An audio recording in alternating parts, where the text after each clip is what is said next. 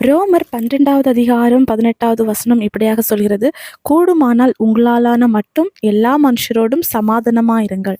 இன்னைக்கு இந்த உலகத்துல பார்க்கும்போது எல்லா மனுஷர் கூடயும் சமாதானமா இருக்கிறதுங்கிறது கூடாத ஒரு காரியமா இருக்கு.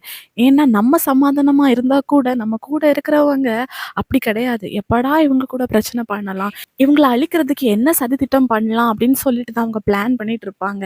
ஆனா நம்ம ஆண்டவர் அறிந்த பிள்ளைங்க.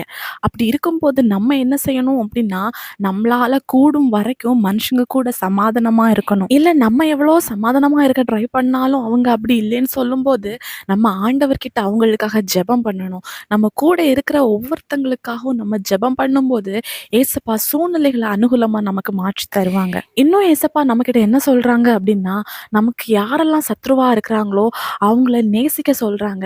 அதே மாதிரி நமக்கு பகைஞரா இருக்கிறவங்களுக்கு நம்ம நன்மை செய்யணும். அப்படி செய்யும்போது ஏசப்பா நம்மள ஆசீர்வதிப்பாங்க. அது மட்டும் இல்ல, நம்மளால மட்டும் பிறர் கூட சமாதானமா இருப்போம்.